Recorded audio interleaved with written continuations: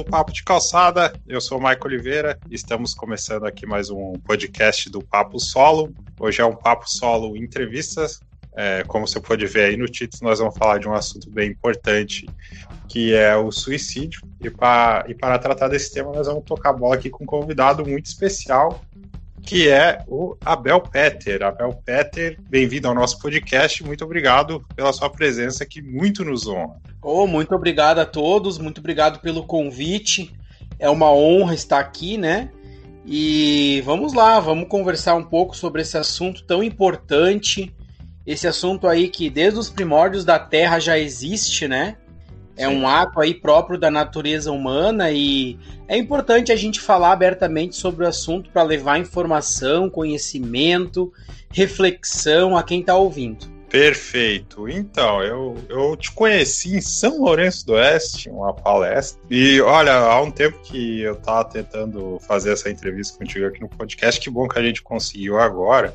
E para quem está ouvindo te conhecer melhor, por gentileza, se apresente, o que você faz, como que é a sua rotina, a sua vida, enfim. Então, para quem está ouvindo, né, o podcast, meu nome é Abel Peter, eu sou natural do Rio Grande do Sul, eu sou psicólogo, também sou especialista em formação na automutilação, na prevenção e na pós-venção aí do suicídio pelo Instituto Vitaleri. Além disso, eu também sou técnico pericial no IML, eu trabalho então para o estado de Santa Catarina. Hoje, a região que eu atendo é uma região bastante grande, é a região do extremo oeste catarinense, onde acaba abordando aí, contemplando 27 municípios, e aí eu tenho essa formação inicial aí em perícia criminal. E além disso, eu também sou pesquisador das áreas do suicídio, saúde mental. Sou membro da Associação Brasileira de Pesquisa e Estudo em Suicídio e venho trabalhando esse tema aí já há 7 anos no Brasil inteiro, podemos se dizer.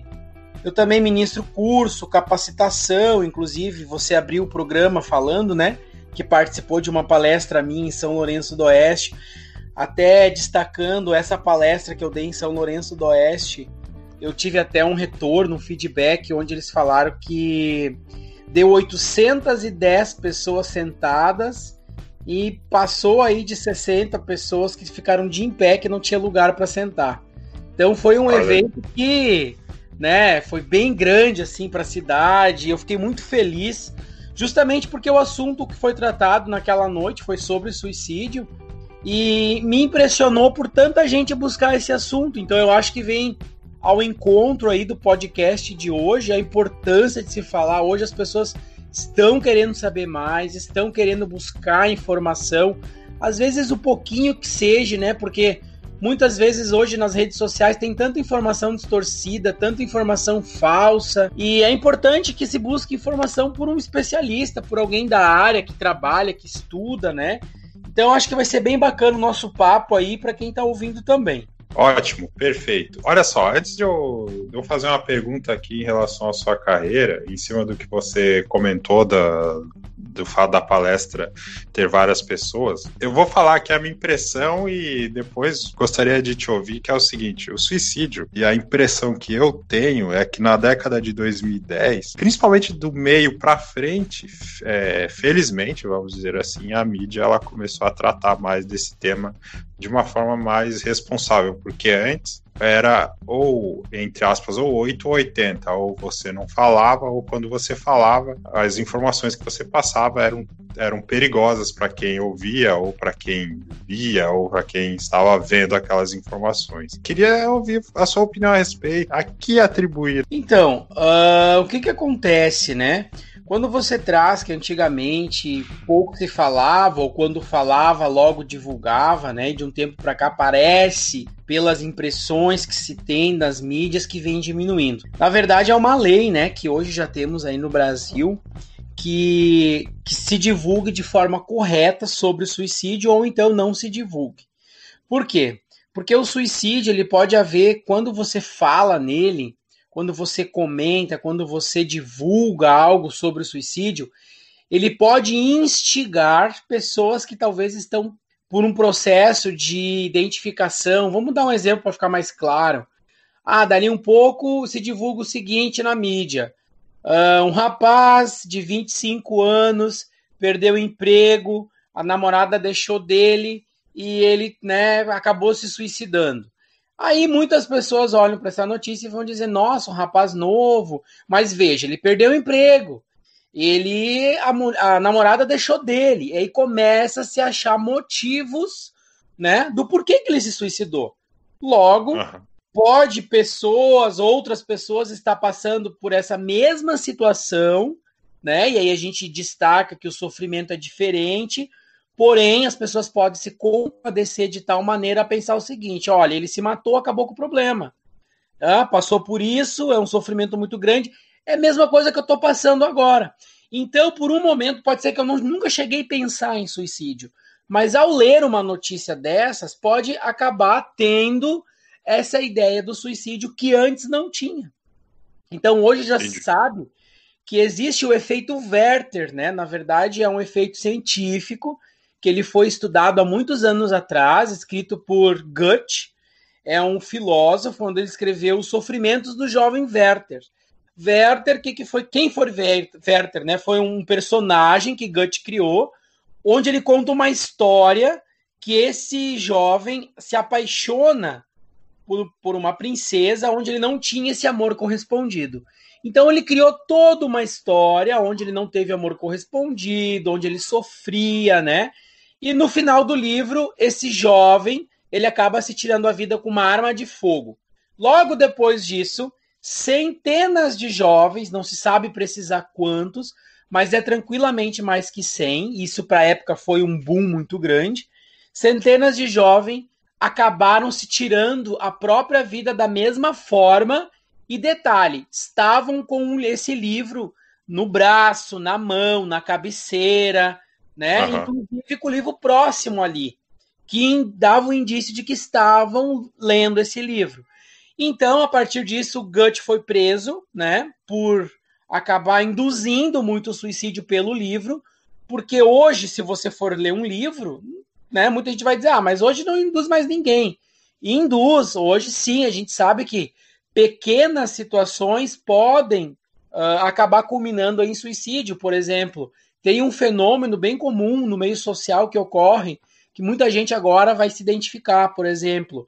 Ocorreu um suicídio na linha tal, 1 mês depois, 2 meses depois, logo mais uma pessoa vai lá e se tira a vida.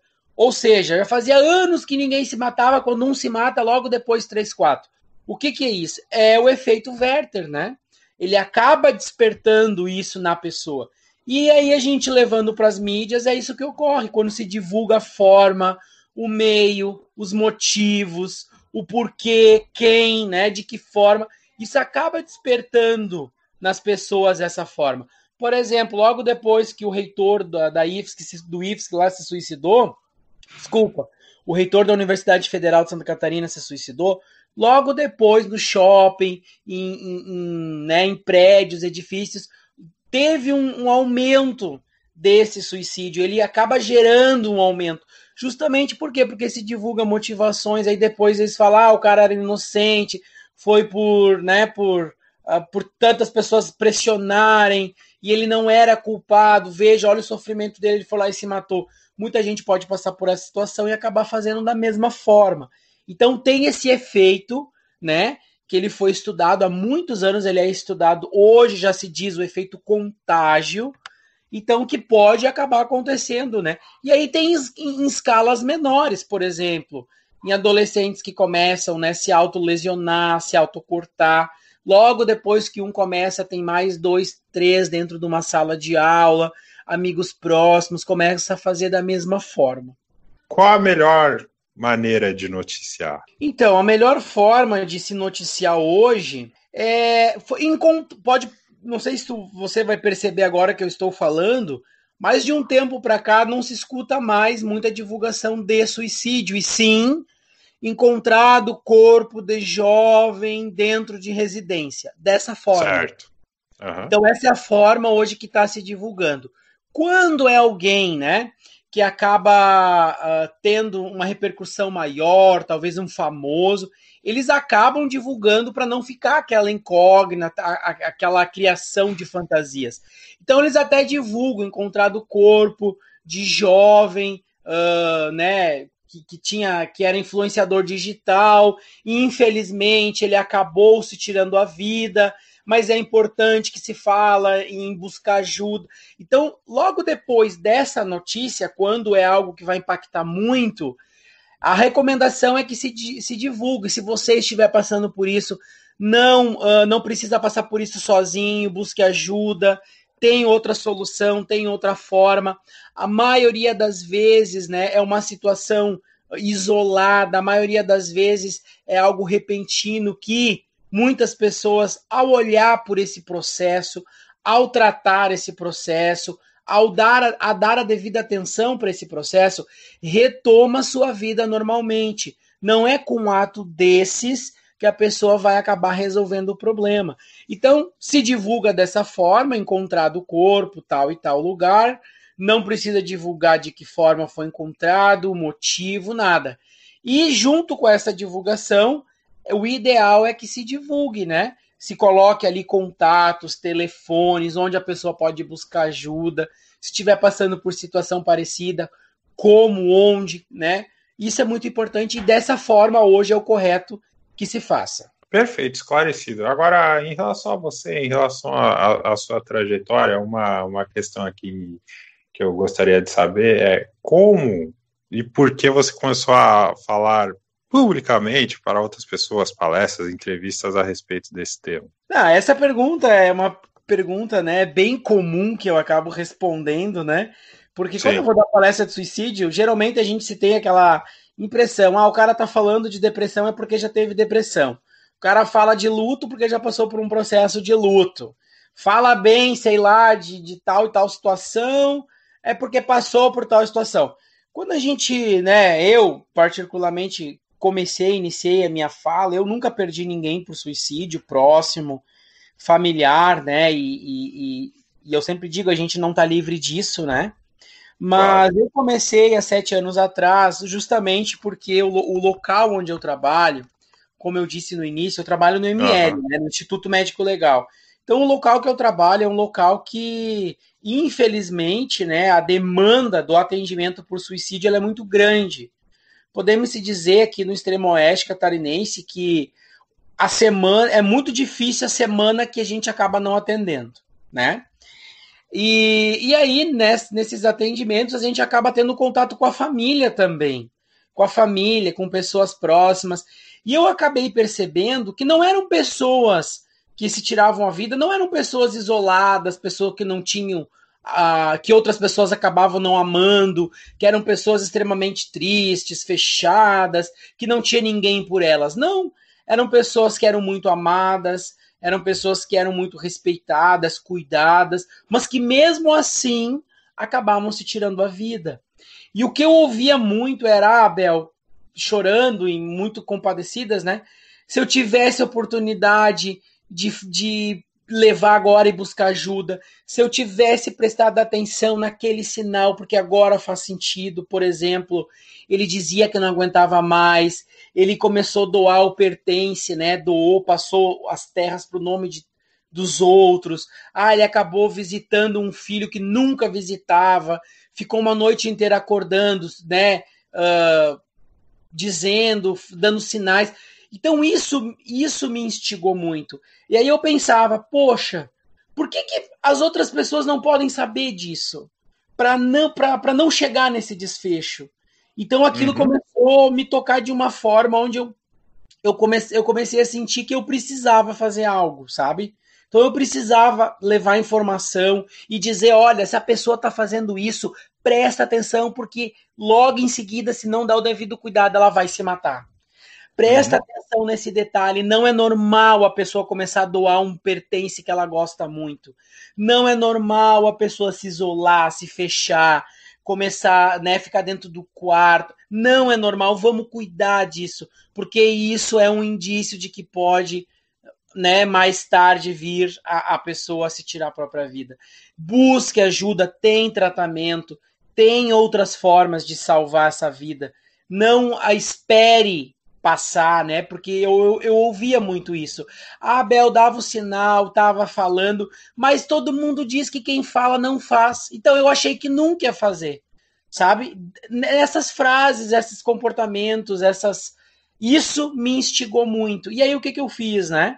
Eu fui buscar estudo, fui buscar capacitação, fui buscar, né, conhecimento nessa área para poder levar. Então hoje, né, só para você ter uma noção, ano passado eu ministrei mais de 300 palestras, ano passado, fiz capacitação em diversos municípios, inclusive aí na região de São Lourenço do Oeste, a EME Noroeste, acho que é assim que se fala, né, a EME Noroeste, eles reuniram 8 municípios aí, eu capacitei médicos, psicólogos, diversos profissionais, agente comunitário de saúde, assistente social, profissionais ali do CAPS também.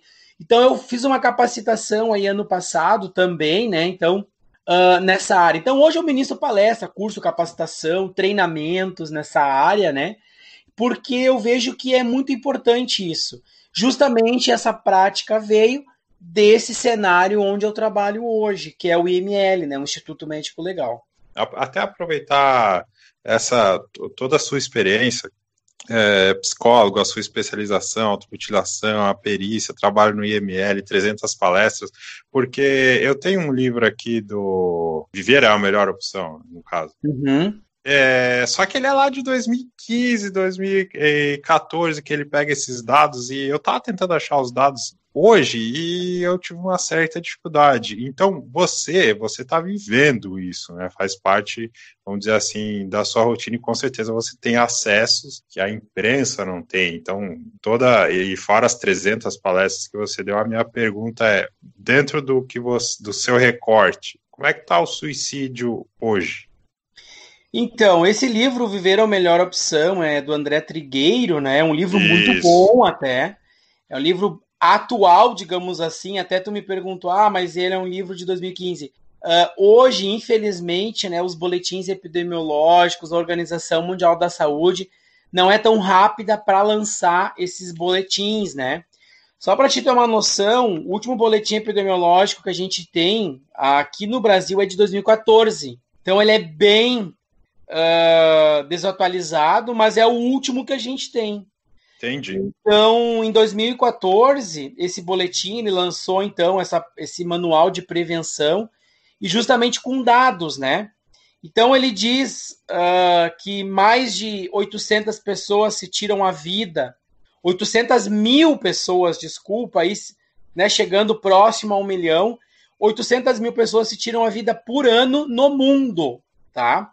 Só que esse dado, ele não é real, certo? Esse dado, ele é um dado que ele é divulgado de acordo com os diagnósticos de suicídio, porém, tem tantas outras mortes, e eu, com propriedade, posso, inclusive, afirmar isso, até para quem está ouvindo, né? Até ser meio um pouco ousado em dizer essa palavra, mas sim, eu posso afirmar que esses dados são muito maiores. Por exemplo, quantos locais de crime que eu vou, né, atender uma ocorrência, por exemplo, e o motorista relata para mim da carreta, do caminhão, alguém que viu e diz assim, do nada, esse carro pegou e se jogou fora da pista. Do nada, ele se jogou contra a minha carreta. E aí tu pega essa história, tu vai fazer uma autópsia psicológica familiar, a família acaba relatando, ele estava em tratamento, ele dizia que não queria mais viver, que ele não aguentava mais. Então, na verdade, o que é aquilo? É um suicídio. Só que ele é um suicídio mascarado. Por quê? Porque a causa da morte, ela vai o quê? Politraumatizado, traumatismo crânioencefálico, acidente com veículo, né? Quantas pessoas que se atiram de pontes e ninguém viu, e tu vai fazer uma autópsia psicológica, tu entende que a pessoa estava passando por um processo, né, um adoecimento mental e vários fatores, fenômenos na vida que acabaram contribuindo para que aquela pessoa se tirasse a vida. Qual a causa da morte? Afogamento, né? Queda de altura, carbonização, ateamento de fogo, tem tantas outras causas, né, intoxicação exógena, que são causas que não tem como afirmar se ninguém viu que foi um suicídio.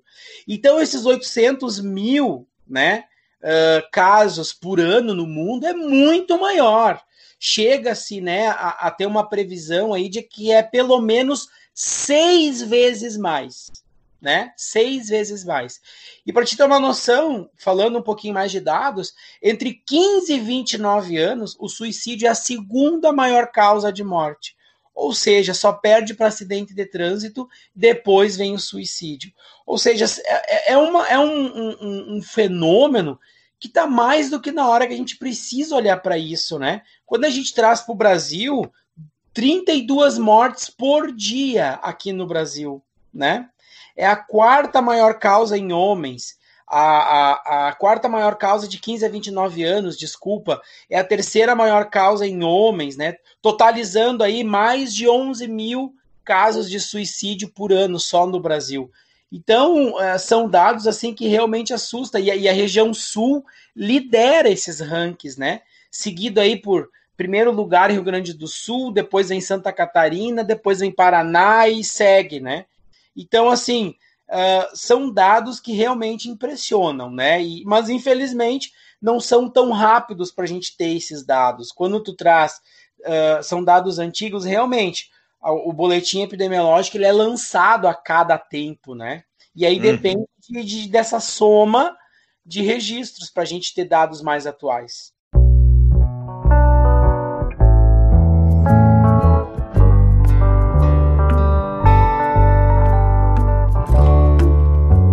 Embora os métodos são diferentes, de acordo com aquilo que você conhece, tem algo que é incomum do ser humano, né? Que é o sofrimento extremo. O que você está falando hoje aqui no Brasil é o mesmo que se fala lá no Japão.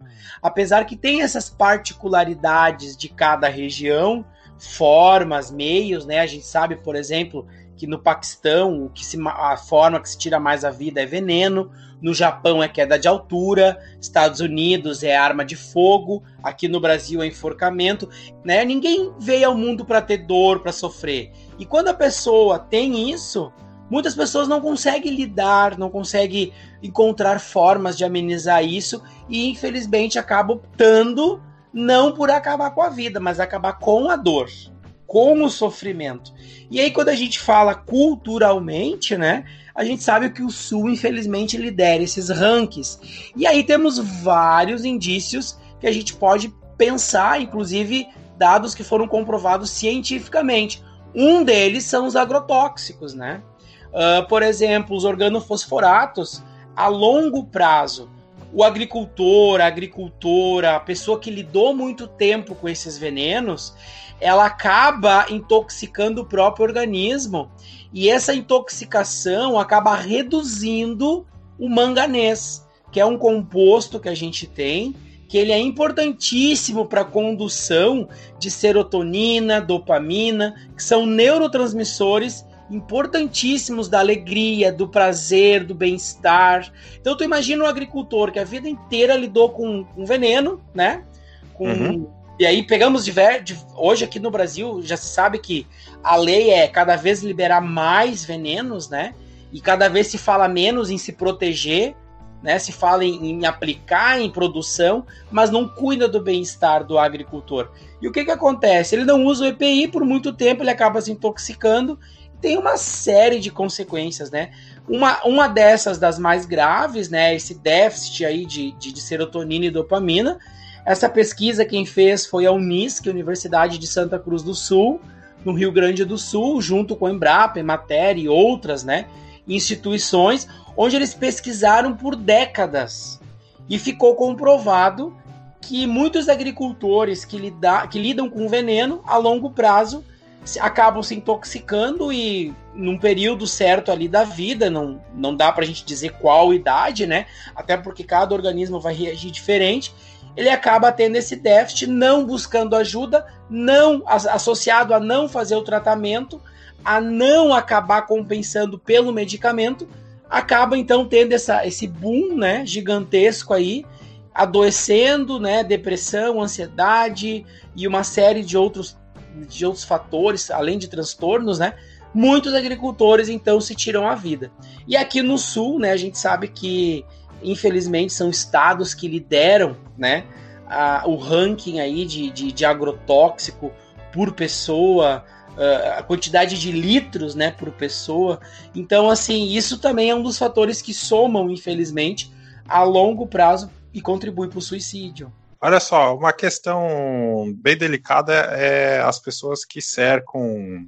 Eu não digo, não vou no exemplo de quem já cometeu o suicídio, mas de quem tentou. Eu não tenho contato com uma determinada pessoa pessoalmente, mas essa pessoa ela tentou o suicídio. Eu não me recordo como.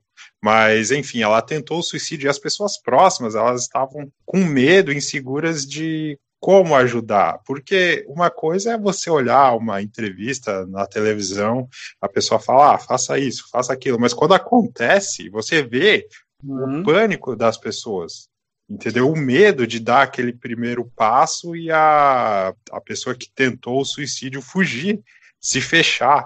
Então, o que você diria para essa família?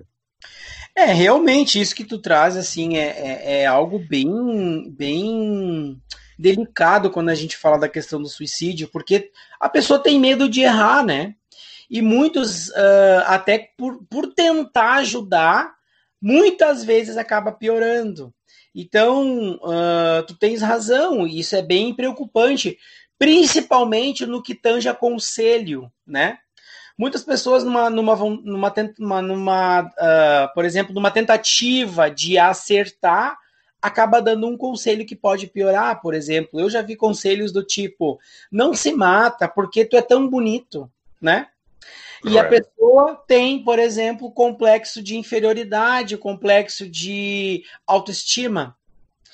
Não se mata, pensa no teu emprego. Male a pessoa que deu esse conselho faz noção que é de lá que está vindo esse adoecimento. Porque não aguenta mais no chefe, não aguenta mais a carga de trabalho, odeia estar naquele ambiente. E o que a pessoa diz? Pensa no teu trabalho, né? Há conselhos do tipo, se separa então, e a pessoa às vezes não quer se separar. O que ela quer é que a pessoa mude. Ela ama aquela pessoa. Então isso acaba piorando a situação. Então, quando tu diz esse desespero, esse não saber o que fazer, eu vou tentar separar um pouquinho, só para vocês entenderem como a gente pode ajudar alguém, pode ser? Claro. Então, por exemplo, a pessoa que está passando por esse processo, basicamente, ela está passando por uma crise, né? Uma crise emocional.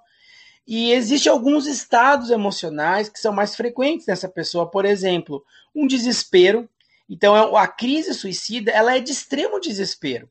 Não pense que a pessoa que está pensando em suicídio, em cometer, ela está calma. Ela não está calma. Por dentro dela tem um turbilhão de coisas acontecendo. Então, ela está extremamente desesperada. Além de uma ambivalência muito forte. Por exemplo, ela não sabe se ela quer morrer ou quer viver. Ela não está sabendo discernir naquele exato momento se ela quer viver ou quer morrer. Por quê? Até porque eu disse no começo da entrevista, ninguém quer morrer. O que a pessoa quer é acabar com a dor, com o problema, com o desespero, com a dívida, com aquele sofrimento, com aquela violência, com aquela vergonha, aquela culpa. E muitos não encontram saída, né? A crise suicida também é um momento de impulso. Se a pessoa, se não tem alguém para conversar, para desabafar, para acolher, para ajudar, para acalmar ela, por um ato de impulso, muitas pessoas acabam cometendo. Temos o exemplo da ponte lá dos Estados Unidos, né? Onde muitas pessoas que pularam de lá, pouquíssimas, né? Acabaram sobrevivendo, mas foram poucas. E essa quantidade pouca foi entrevistada. Tem até um documentário, se vocês quiserem assistir no YouTube, né? E ao entrevistar essas pessoas, eles falaram: graças a Deus que eu não morri. Porque no momento que eu soltei minha mão, eu me arrependi. Eu vi a merda que eu estava fazendo. E que não era aquela forma que eu iria acabar com tudo. Muito pelo contrário, quem fica também sofre, também, né, tem uma série de consequências. Então, assim, por um ato de impulso naquele momento, se a pessoa não tem um acalanto, não tem com quem contar, ele pode acabar por um ato de impulso também se tirando a vida, além de também a pessoa ter aquela mente fechada, né? Ah, eu vou fazer isso, é isso que vai resolver o problema. E não encontra outras formas de outras possibilidades. Então, isso é muito comum, essas crises, né? Além de outras, claro, né? Não vou me estender aqui, que a pessoa está passando dentro dela. E o familiar, nesse momento, o que ele tem que fazer é não se desesperar junto, né? Então a gente sempre orienta a buscar um profissional. Eu não sei o que fazer.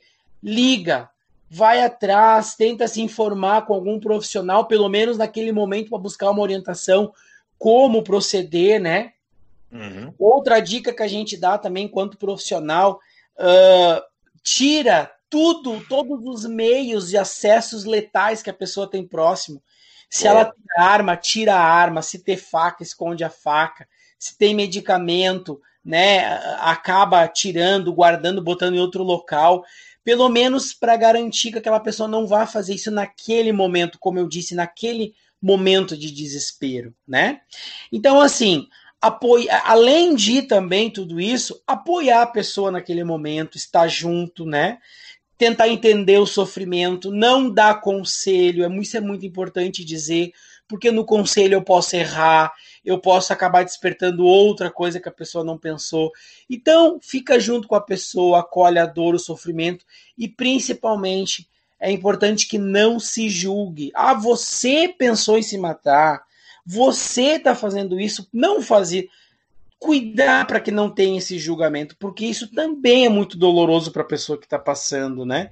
Então isso é muito importante dizer. E também, né, o mais importante de todos, não menos importante, buscar então ajuda profissional. Isso é muito importante, né? Um psicólogo, um psiquiatra, não ter esse preconceito, porque esses dois profissionais que eu mencionei são os profissionais que têm essa habilidade, essa capacidade de tratar o paciente. Você imagina, sem esses profissionais já é difícil. Tu imagina se a gente não busca tratamento, né? Então é importantíssimo que se busque o tratamento. Mas muita gente vão pensar, mas o tratamento é o quê? É ir na igreja. O tratamento é fazer uma terapia ocupacional.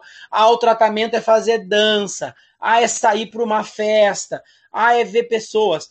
Tudo isso ajuda? Ajuda se a pessoa, olha, eu me sinto bem fazendo isso. Mas agora é importante destacar que nenhum desses vai substituir o tratamento. O tratamento é fundamental e, assim, de extrema relevância. Precisa buscar tratamento. Então, essa é uma das formas, né, que eu acabei falando aqui, simples, comum e que dá resultado. Ou seja, acolher, não julgar, ficar junto, principalmente não dar conselho, ouvir a pessoa, entender a dor e também buscar tratamento. Isso é muito importante. Eu tive uma situação alguns anos atrás, eu não fui atrás erradamente para entender o que era, se era depressão, se não era, mas eu trabalhava de noite, eu só tinha ânimo para levantar e trabalhar.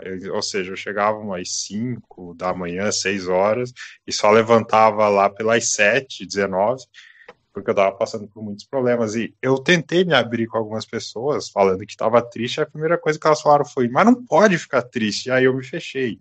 E é terrível isso, porque você se sente sozinho. Eu ouvi uma entrevista e as pessoas falavam algo mais ou menos que você disse agora, para buscar ajuda, para se abrir, e isso me ajudou. Eu estava procurando hoje algumas coisas e ouvi um comentário interessante de uma pessoa, e quem sabe, baseado na pergunta que eu vou te fazer agora, no comentário que eu vou te fazer agora, a gente consiga ajudar alguém que está ouvindo e de repente tem esse mesmo tipo de pensamento, que é o seguinte, Abel, a pessoa dizia o seguinte, eu não sei como que pode me ajudar eu entrar num chat e falar com alguém desconhecido, ou eu pegar o telefone e falar com alguém desconhecido. As pessoas, às vezes, elas têm esse pensamento que acaba deixando elas ainda mais aprisionadas. Esse medo do desconhecido, né? O que acontece? Hoje, só para te ter uma noção, hoje eu fui também por muitos anos, eu fui voluntário do Centro de Valorização à Vida.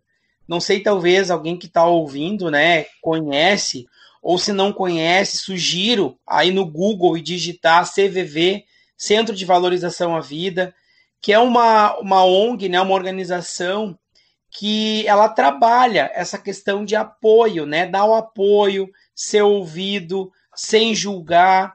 E só no Brasil, o CVV atende por ano 1 milhão de pessoas todo ano, só no Brasil. E é 24 horas, pelo telefone 188, já fazendo propaganda, né?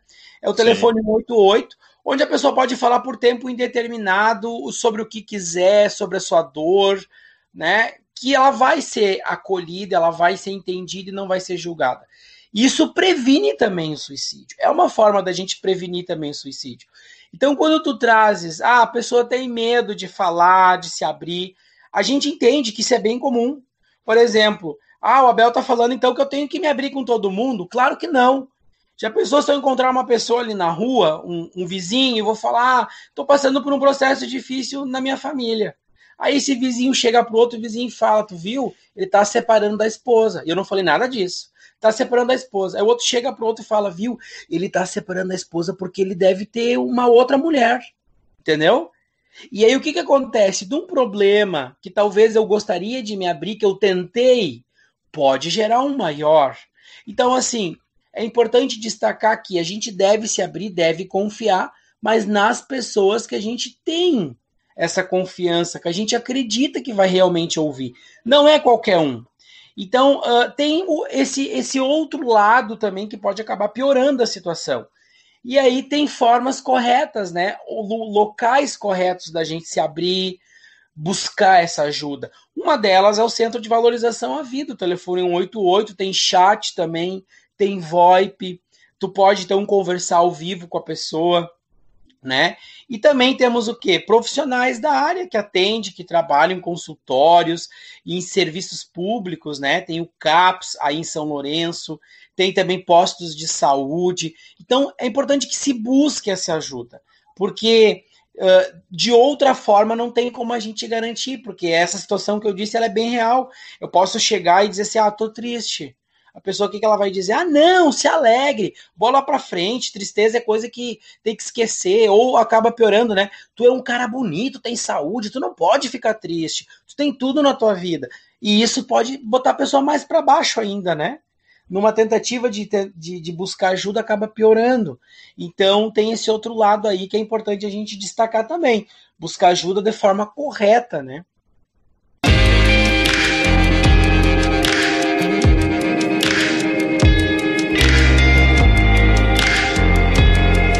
Tem mais alguma coisa? Tem alguma coisa que você gostaria de dizer, que de repente não é muito comentado em entrevistas, em palestras, a respeito do suicídio, e você gostaria de aproveitar esse espaço? Eu acho que dá pra gente destacar também esses dados alarmantes que tem, na verdade, um grande mito, né? Que é alguns mitos, né? Eu acho que seria importante destacar. Por exemplo, que se fala, né, que o suicídio no mundo está aumentando. Isso é um verdadeiro mito, né, quando as pessoas falam isso. O suicídio no mundo, ele não está aumentando. Ele está diminuindo, né? Em contrapartida, de 183 países que computam os dados de suicídio, 83% deles vem diminuindo os dados de suicídio. Então não é verdade quando se fala que o suicídio no mundo está aumentando. Não está aumentando. No mundo está diminuindo. E agora, o que é real é que no Brasil, infelizmente, esses dados vêm aumentando, né? Então, 17% dos países, dos países que computam os dados de suicídio, 17% vem aumentando. Então, isso é importante destacar, né? Que enquanto no mundo vem diminuindo, o Brasil vem aumentando. Esse é um dos mitos que eu gostaria de destacar, assim, para quem está ouvindo, né? No Brasil, ele está preocupando os dados, está cada vez aumentando mais e a gente precisa olhar para isso de forma urgente. Outra questão, acho que seria importante destacar para quem está ouvindo, que é quando a pessoa fala que vai se suicidar, não é para dar bola, porque isso não vai acontecer. Esse é o outro mito também, que é, né, cão que late não morde, quem fala que vai se matar não se mata, não precisa dar bola, porque o que vai se matar é aquele que tá quietinho. Isso não é verdade, tá? Quem fala, faz sim. Quem fala, pode chegar ao ato extremo, né? Então tem que ficar atento aos sinais, aos comportamentos, às frases, né? Muitas vezes as frases não vão ser, eu quero me matar. A frase vai ser, gostaria de partir dessa para uma melhor, eu não aguento mais, eu só vou ser feliz quando eu morrer, gostaria de uma passagem de ida sem volta, a minha vida está sem sentido. A pessoa não diz que quer morrer, mas ela está falando de outra forma. Então a gente tem que ficar atento a tudo isso, né? Porque tudo são sinais comportamentais, né? Verbais, e também que quem fala faz, né? Ele pode chegar ao ato de sofrimento humano.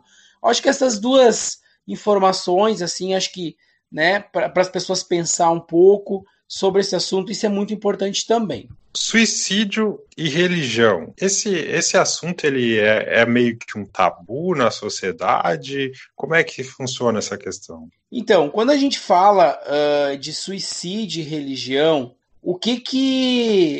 qual que é a essência, né, da questão que hoje, né, é um óbice da sociedade, ou seja, não é olhado, não é falado, esses dogmas que tem por trás, né, que muitas vezes eles não são abordados, né, em palestras, como tu disse, né, em perguntas, em entrevistas, porque tem esse medo de falar sobre isso, suicídio e religião. Então, o que eu gostaria de destacar, né, que existe algumas crenças errôneas, por exemplo, quando a gente fala em suicídio e religião, vamos pegar agora mais especificamente a Igreja Católica, o que muitos anos tem como crença e se fala, né?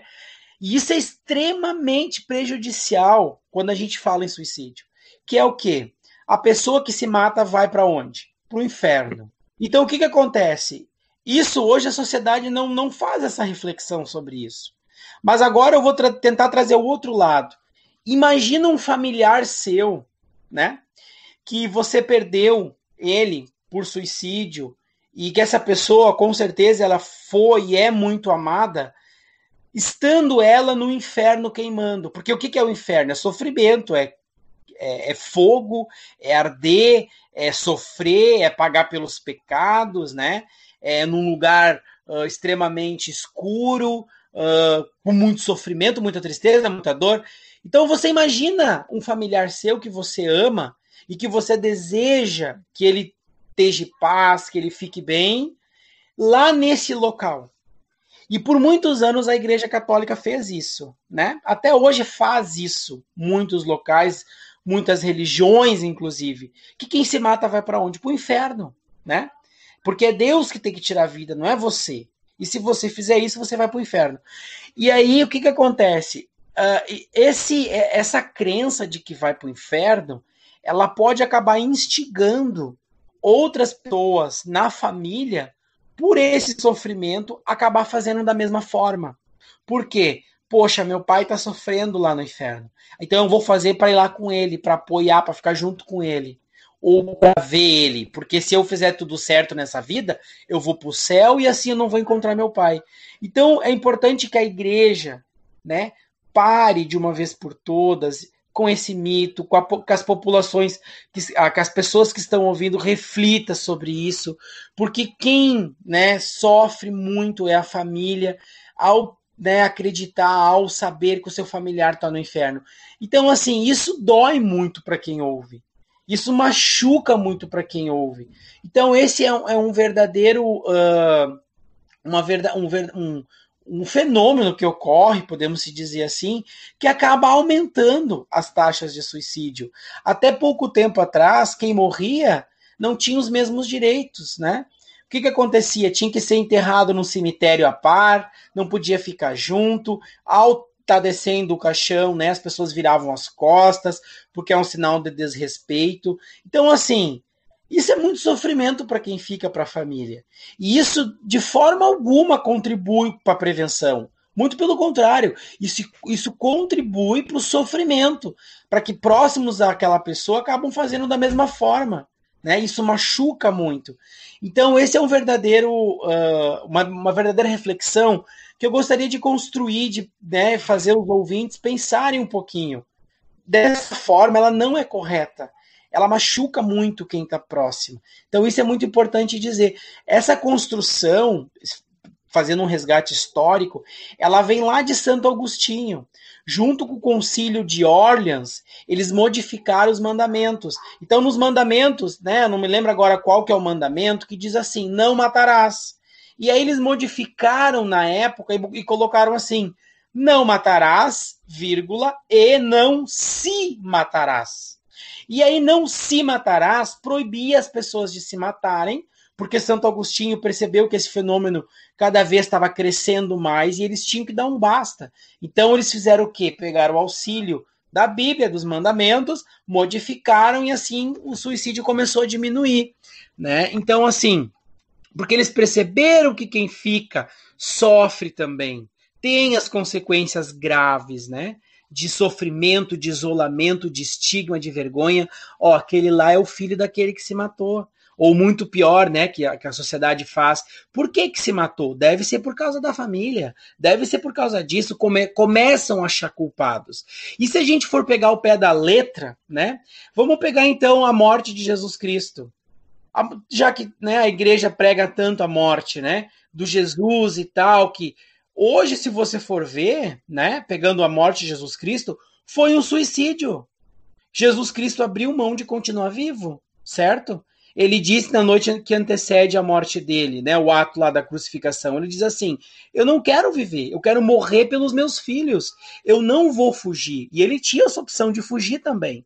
Fugir, né, porque inclusive eles deram, né, essa ideia para ele, Jesus, vamos fugir, a gente precisa de você aqui. E Jesus abriu mão de continuar vivo, ele optou em morrer. E hoje, olhando isso, quem escolhe morrer é um suicídio. Quando você escolhe morrer, o que você está fazendo? Um ato suicida, uma opção, né?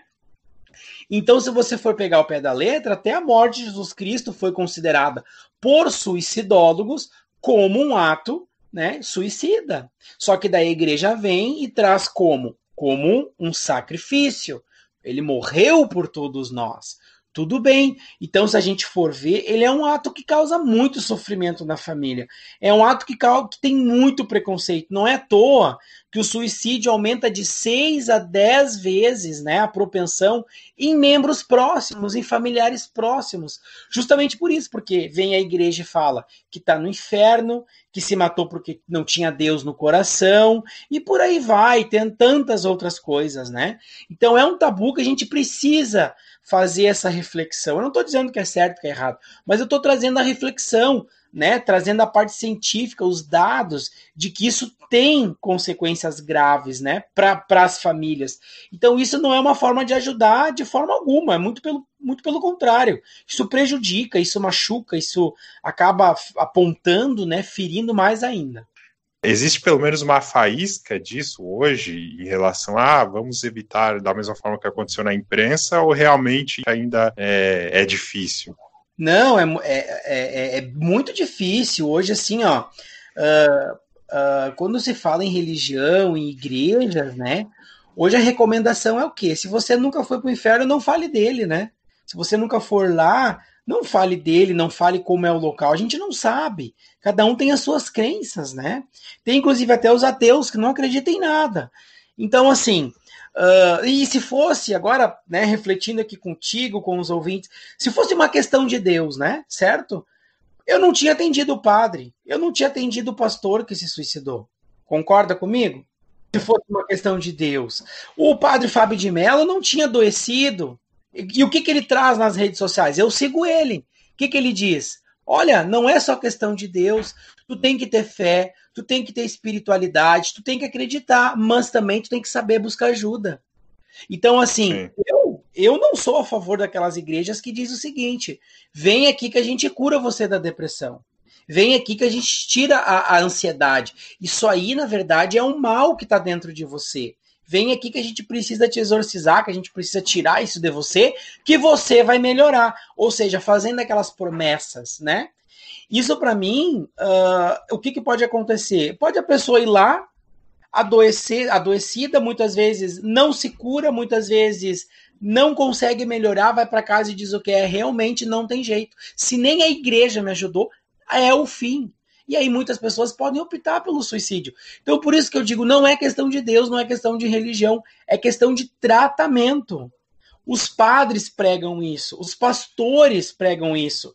É só acompanhar, né, o Marcelo Rossi, o Edir Macedo, o padre Fábio de Mello, vários profissionais, líderes importantes aqui no Brasil, religiosos, que dizem que, inclusive, falaram que passaram por processos parecidos.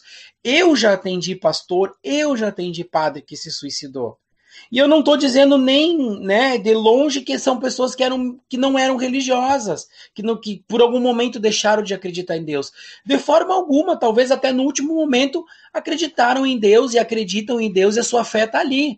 Mas o que acontece? É questão de tratamento, é questão de buscar ajuda e, como tu dizes, né, é questão de saúde pública. A gente precisa olhar para isso, mas o tratamento tem que ser correto. Eu não estou falando para não ir na igreja, muito pelo contrário. Hoje os estudos já comprovam que igreja é um fator de vínculo, um fator de proteção, que quanto mais a pessoa ir, quanto mais a pessoa acreditar, melhor é o tratamento, melhor é a forma de conseguir superar esse processo, esse momento que a pessoa está vivendo. Então, jamais deixar de ir na igreja, de ir no clube dos idosos, de participar de grupos, né, de amigos, vínculos. Muito pelo contrário, vínculos são fatores de proteção. Quanto mais vínculo, mais protegido a pessoa está. Quanto menos vínculo, mais desprotegido e maior o fator de risco. Então, sim, a gente tem que fazer tudo isso, que se sentir bem, porém a gente precisa buscar tratamento. Isso é muito importante. Outro ponto aqui. Essa tendência, esse crescimento das taxas de suicídio em crianças e adolescentes é um tema delicado também na sociedade? Hoje pouco se fala nisso, né? Hoje é um tabu muito grande também quando a gente traz essa temática de que criança não se mata, adolescente não está em sofrimento. E aí a gente fecha os olhos para essa problemática. E não, os dados estão mostrando o contrário. Hoje, uma das faixas etárias que mais cresceram o suicídio são crianças e adolescentes. E hoje se fala que o suicídio é em idosos, suicídio é em pessoas adultas, e não está se olhando. Muitos pais estão se isentando da responsabilidade. Por quê? Porque meu filho, minha criança não está em sofrimento, ela nunca vai pensar. Isso é coisa de adulto, e muito pelo contrário. Hoje os dados mostram que mais cresce é crianças e adolescentes. Então a gente precisa olhar com urgência para isso, né? E um dos fenômenos que vem acontecendo é a automutilação. Esse termo automutilação, ele está em processo de construção aqui no Brasil. Hoje se fala autolesão, lesão autoprovocada, né? Atitudes autodestrutivas, porque a automutilação é muito fechada, ela fica só naquele ato de se machucar. E quantas outras atitudes autodestrutivas que as pessoas, crianças, adolescentes, e também estendendo aí para os adultos, vêm fazendo, vêm tendo, e que muitos não enxergam como uma atitude perigosa. Por exemplo, qual que é a diferença, além da prática, claro, de um adolescente se cortar para um adulto que bebe todas final de semana? Para mim, a diferença está no órgão que está sendo prejudicado. Para o adolescente é a pele e para o adulto é o fígado. Mas ambos estão se destruindo, tu entende? Então, o que acontece? A gente precisa olhar, né, para esse tipo de óbice que vem aumentando, que são as atitudes autodestrutivas. Crianças, né, que estão extremamente viciadas em tecnologia, não estão dormindo à noite. estão extremamente, né, compulsivas por jogos, por tecnologias novas, né? E aí até se tem transtornos novos surgindo aí no âmbito da saúde mental, por exemplo, a nomofobia, que é um transtorno onde muitas pessoas acabam desenvolvendo sintomas físicos, inclusive falta de ar, insônia, ansiedade, taquicardia, sudorese, tremor, que é por quê? Porque não consegue pensar que está acabando a bateria, porque não consegue cogitar que não vai ter Wi-Fi, que não vai conseguir falar com tal e tal pessoa ou ver tal e tal rede social. Então são transtornos novos que vêm surgindo aí, acompanhando essa evolução. E, infelizmente, isso está tendo problemas gravíssimos, né, com adolescentes e crianças. E isso também é uma das causas que vem aumentando. Pais que estão achando, abre aspas agora, que os filhos estão seguros dentro de casa. E muitas vezes atrás daquela tela tem o quê? Tem uma criança que está vendo, está sendo exposta a um monte de situação. Está sendo, né, está, infelizmente, ficando o quê? Exposta a jogos violentos, agressivos, né, se expondo aí tantas violências, tantas informações ao mesmo tempo. E não menos importante está o quê? Muitas vezes adoecida dentro da própria casa. A mãe fala, boa noite, filho, vai dormir, boa noite, mãe. A mãe fecha a porta, o filho puxa o celular e fica até altas horas. Então tem uma série de consequências, uma série de danos que hoje não está se falando, né? Por exemplo, criança, adolescente precisa ter regra. Eu sou psicólogo, muitos psicólogos vão pensar, mas o Abel está sendo rígido. Não, a gente precisa saber ter regras claras e regras rígidas. Hora para pegar o telefone, hora para se alimentar, hora para dormir, hora para praticar uma atividade física. Precisa fazer isso, precisa ter regra. O pai e a mãe precisa se impor, precisa ter leis dentro de casa. Por quê? Porque hoje em dia está tudo muito fácil e as pessoas nem estão percebendo, e isso está gerando um problema gigantesco que eu me preocupo daqui 2, 3 anos, né? Eu venho estudando isso, eu venho acompanhando com vários professores. Atualmente eu tive aula com Brian Michar, que é um professor do Canadá, tive aula com Maria Gouveia de Portugal, tive aula com Bob, que é um profissional lá dos Estados Unidos. Então eu tive Robert Niemeyer, com vários profissionais do mundo inteiro que estão alertando. Eu, inclusive, estou fazendo o meu alerta aqui para quem está ouvindo. Preste atenção no seu filho, preste atenção no seu filho, porque isso está tomando proporções gigantescas. Se a gente não botar regras, se a gente não se policiar literalmente, o que vai acontecer? As coisas não, a gente não vai conseguindo mais ter esse controle. E isso pode ter proporções que podem culminar para extremamente coisas positivas, mas também temos o outro lado, que pode acabar gerando algo negativo, adoecimento, transtorno e, né, não menos importante, aí o suicídio. Por população, quem mais se suicida é os idosos, pelo percentual, certo? Uhum. Mas agora o que mais vem crescendo não é os idosos. O que mais vem crescendo é os adolescentes e crianças, que antes as taxas eram baixíssimas e agora está extremamente alarmante. Hoje já se sabe que cresceu 33%. Você tem noção do que é isso? É muita coisa. É muita coisa. Então, assim, a gente tem que também acompanhar isso e também observar nas escolas. Levar informação para as crianças, para os adolescentes. Claro que eu sou membro da Associação Brasileira de Pesquisa e Estudo de Suicídio, a ABEPS, e eles não recomendam que se fale abertamente em todas as idades, né? A gente também tem o filtro. A gente começa a falar abertamente a partir da 6ª série, né? O 6º ano de idade. Menos que isso, se fala em emoção, se fala em sentimento, em buscar ajuda, se fala de forma mais lúdica. Então tem como abordar também. Mas o que está acontecendo hoje? Não está se falando. se acha que esse problema não está acontecendo nas crianças e adolescentes. E é muito pelo contrário, está acontecendo, está aumentando gradativamente, assim, em números estrondosos, extremamente agravantes, alarmantes, e muitos não estão olhando para isso. Por exemplo, eu estou sendo rígido com meu filho, que ele tem que ficar junto com nós aqui, né? E aí, dali um pouco, meu filho olha e eu não estou ficando, eu estou extremamente viciado no telefone. E o exemplo, né? Ah, meu filho, vamos sentar aqui para comer sem o telefone, mas o pai está com o telefone do lado. Ah, vamos assistir um filme, bota o filho assistir um filme, mas ele do lado tá mexendo lá no Face. Então, assim, a criança, ela aprende muito pelo exemplo. Então, por isso que eu digo, é uma transformação que não cabe só à criança. A importância é de todos. É o pai, é a mãe, é o vô, é a avó. Esses tempos atrás, um pai me procurou buscando ajuda que precisava, porque o filho estava viciado, estava em tecnologia, estava já se misturando com outras situações, ele já estava desconfiando de várias outras coisas, olhou para os braços e, né, para o corpo, ele estava todo machucado, e o filho estava no computador, não saía, e ele buscou, então, né, me procurou buscando ajuda.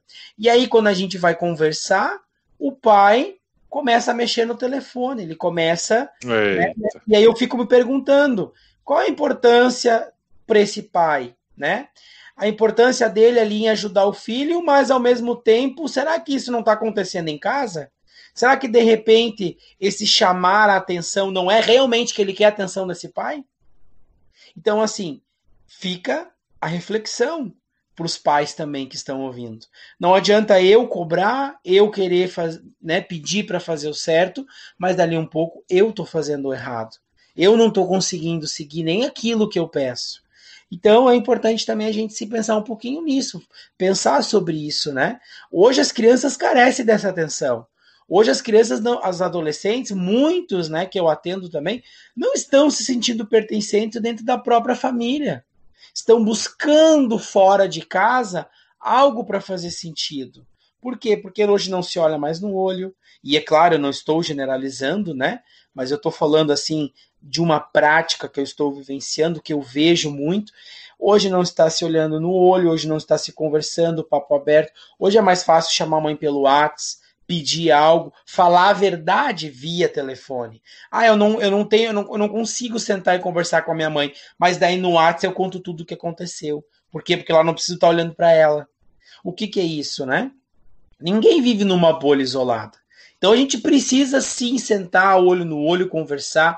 As crianças e adolescentes, eles precisam aprender a se frustrar.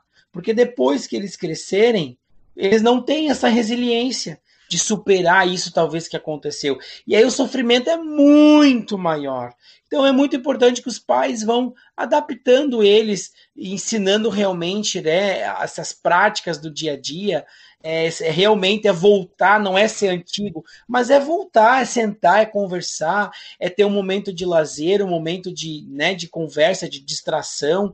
E claro, não adianta só querer botar regra também, que ali um pouco está causando sofrimento. Ah, o pai não senta comigo, ele só conversa comigo para me xingar, para me dizer que eu estou errado, né?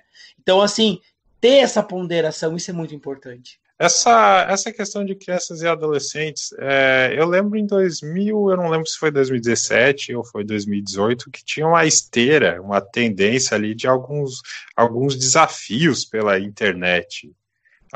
É muito comum entre adolescentes, eles ficavam se desafiando e o desafio levava até o suicídio. Eu não me recordo o nome disso. Que entra aí nisso que você estava falando, que é o risco. Porque essa questão da tecnologia é muito delicada, porque ela é excelente para algumas coisas, só que ela tem esse risco, ela é livre, você não sabe, igual você falou, a pessoa vai para o quarto, o filho está no outro, você não sabe o que ele pode estar olhando ali. Sim, e quando a gente fala desse risco, né, a gente traz vários que teve, né, né, a onda da Momo, teve da baleia azul, teve, né, aqueles desafios do saco do aerosol, teve vários, né, na verdade. Isso, na verdade, eu sempre digo, né, que por trás disso tem uma pessoa ali que, por que ela tá buscando isso, né? O que ela tá querendo com aquilo ali? Muitas vezes é se sentir pertencente a um grupo. né? Isso. Se sentir acolhido por um grupo, e tivemos vários grupos, né, que já foi descoberto aqui no Brasil, que eram oriundos lá dos homens bombas, né, que eles tinham como como ideação, matar muitas pessoas, instigar, induzir para que as pessoas se matassem, já que eles não poderiam estar aqui como homem-bombas matando todo mundo. Então, entrar na mente dessas crianças e adolescentes e instigar para que se matassem. Então, o que eles tinham como missão, né? Família. Então, eles se autonomeavam família e, muito contrário do que se pensava, que eles faziam mal, que eles acabavam machucando, ameaçando, muito pelo contrário, eles acolhiam essas crianças em sofrimento. Eles acabavam de... Veja, eles iam por outro lado. Olha, vem pra cá, a gente te acolhe, a gente dá uma vida melhor, a gente tá entendendo o teu sofrimento.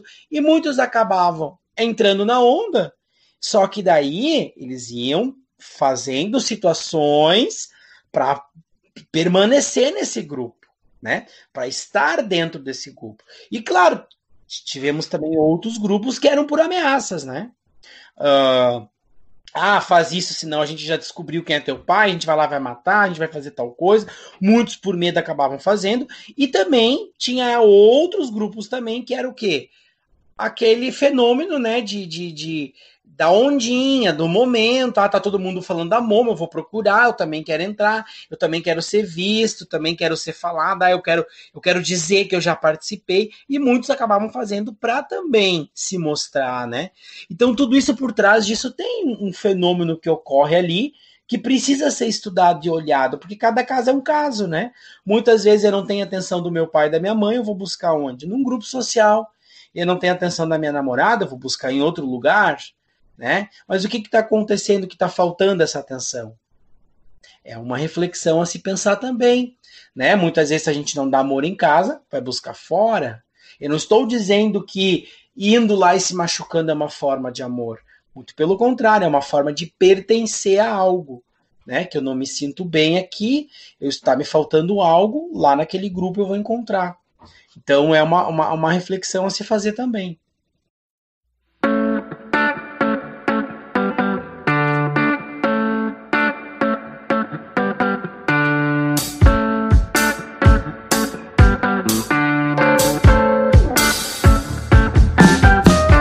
Gostaria de agradecer vocês, né, pela participação. Acho que isso é muito importante. É uma atitude muito louvável, né, de vocês aí de levar informação, debater sobre esse assunto. Acho que a gente pode fazer muitas reflexões positivas, né? E também dizer para os ouvintes que estão nos ouvindo agora, acompanhando, né, esse podcast, de que é importante que se busque ajuda de um profissional, né? Na dúvida, busque ajuda de um profissional. Profissional da psicologia, da psiquiatria, não é para louco, não é para pessoa fraca, não é para pessoa que tem, né, que quer o teu mal. Muito pelo contrário. Quem busca ajuda é uma pessoa que quer qualidade de vida, é uma pessoa que quer melhorar, que quer viver melhor, né? E a gente pode fazer isso se a gente buscar ajuda profissional correta. Então, assim, não precisa ter medo, não precisa ter vergonha, né? É importante que a gente também mostre o outro lado, que a gente também dê o apoio. E muito importante também que a gente vença os nossos preconceitos, os nossos dogmas, né? De achar que é fraco, que é louco, que é uma busca que a gente vai fazer que não vai ter resultado. Muito pelo contrário, a gente precisa sim acreditar, a gente precisa buscar essa ajuda e também apoiar para que as pessoas vão buscar. Eu sempre gosto de dizer, tem muitas pessoas que não conseguem nem fazer, né, a higiene pessoal, os afazeres, né, básicos. Será que essa pessoa vai conseguir marcar uma consulta? Muitas vezes ela não consegue nem tomar banho, nem se alimentar, que dirá marcar uma consulta? Então é importante que quem está próximo a essas pessoas que estão passando por isso, né?